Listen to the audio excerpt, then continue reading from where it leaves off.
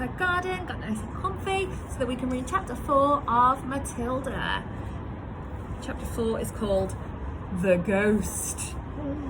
There was a comparative calm in the Wormwood household for about a week after the superglue episode. The experience had clearly chastened Mr. Wormwood. That meant it made him calm down and think about what he was doing. And he seemed temporarily to have lost his taste for boasting and bullying. Then suddenly he struck again. Perhaps he had had a bad day at the garage and had not sold enough cars that were second-hand and crummy. There were many things that make a man irritable when he arrives home from work in the evening, and a sensible wife will usually notice the storm signals and leave him alone until he simmers down. Oh, no one likes to get talked to by somebody who's very cross, do they? When Mr. Wormwood arrived back from the garage that evening, his face was as dark as a thundercloud, and somebody who was clearly for the high jump pretty soon. His wife recognised the signs immediately and made herself scarce. That means she didn't hang about, she went somewhere else so that he couldn't find her and shout at her. He then strode into the living room. Matilda happened to be curled up in an armchair in the corner, totally absorbed in a book.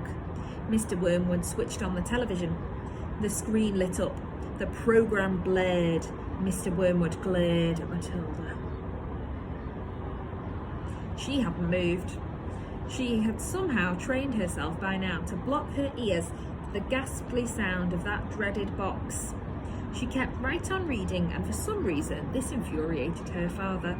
Perhaps his anger was intensified because he saw her getting pleasure from something that was beyond his reach. "Don't you ever stop reading!" he snapped at her. "Oh, hello, Daddy," she said pleasantly. "Did you have a good day?" "What is that trash?" he said, snatching the book up from her hands.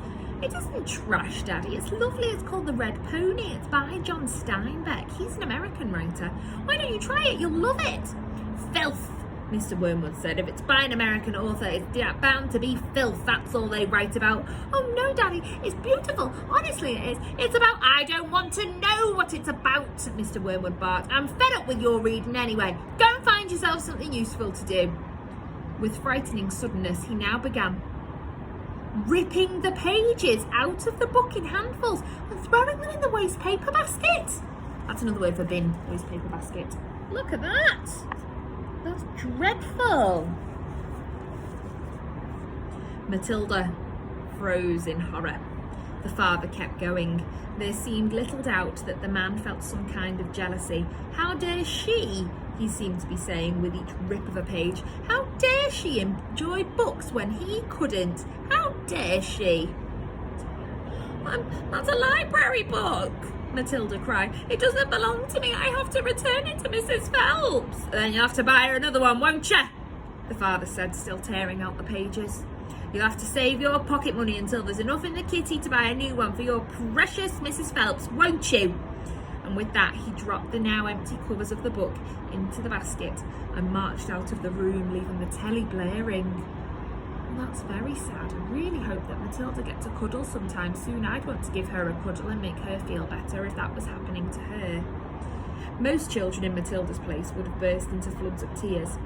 She didn't do this. She sat there, very still and white and thoughtful. Now, by white, it means that she's gone very pale, okay? She's gone very pale because she's a bit scared. She seemed to know that neither crying nor sulking ever got anybody anywhere. The only sensible thing to do when you are attacked is, as Napoleon once said, to counterattack. Matilda's wonderfully subtle mind was already at work devising yet another suitable punishment for the poisonous parent. The plan was now beginning to hatch in her mind. It depended, however, upon whether or not Fred's parrot was really as good a talker as Fred had made out. Fred was a friend of Matilda's. He was a small boy of 6 who lived just round the corner from her, and for days he'd been going on about this great talking parrot that his father had given him. The parrot. So, the following afternoon, as soon as Mrs. Wormwood had departed in her car for another session of bingo, Matilda set out for Fred's house to investigate. She knocked on the door and asked if he would be kind enough to show her the famous bird.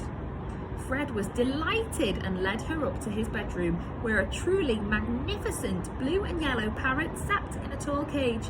Here it is, Fred said. His name's Chopper.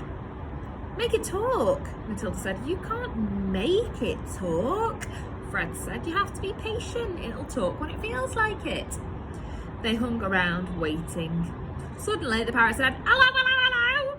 It was exactly like a human voice. Matilda said, that's amazing. What else can it say? Rattle my bones, the parrot said, giving a wonderful imitation of a spooky voice. Rattle my bones. Oh, he's always saying that, Fred told her. What else can he say? Matilda asked. That's about it, Fred said. But it's pretty marvellous, don't you think? It's fabulous, Matilda said. Will you lend him to me just for one night? No, Fred said. Certainly not. I'll give you my next week's pocket money, Matilda said. Ooh, well, that was different. Fred thought about it for a few seconds. All right then, he said, if you promise to return him tomorrow. Matilda staggered back to her own empty house, carrying the tall cage in both hands. There was a large fireplace in the dining room, and she now set about wedging the cage up the chimney and out of sight. This wasn't so easy, but she managed to do it in the end. Hello, hello, hello, the bird called down to her. Hello, hello. That evening, while the mother and the father and the brother and Matilda were having supper as usual in the living room in front of the television, a voice came loud and clear from the dining room across the hall. Hello, hello, hello, it said. Harry, cried the mother, turning white. There's someone in our house. I heard a voice. So did I, the brother said. Matilda jumped up and switched off the telly. Shh, she said. Listen. They all stopped eating and sat there very tense, listening. Hello, hello, hello, came the voice again. There it is, cried the brother. It's burglars, hissed the mother. They're in the dining room. I think they are, said the father, sitting very tight. Then go and catch them, Harry, hissed the mother. Go and collar them red-handed.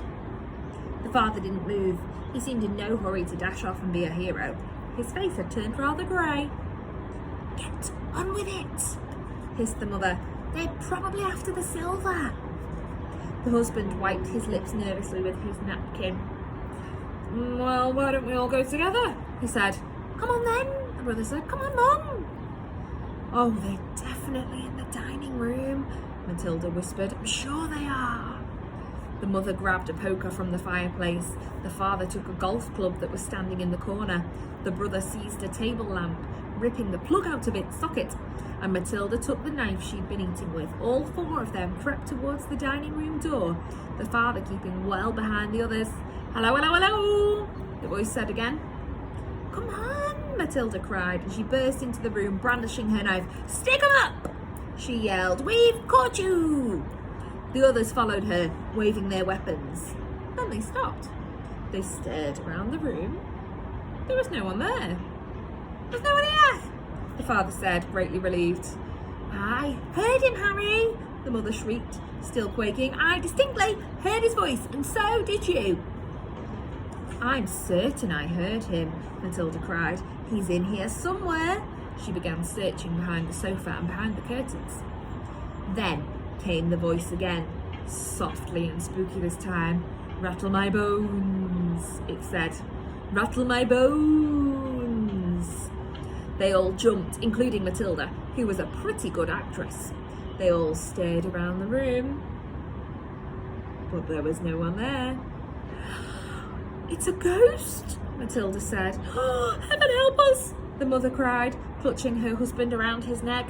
I know it's a ghost, Matilda said. I've heard it here before. This room is haunted. I thought you knew that. Save us, the mother screamed, almost throttling her husband. I'm getting out of here, the father said, greyer than ever now. And they all fled, slamming the door behind them. Fled means to run away. If you flee or you have fled, you run away.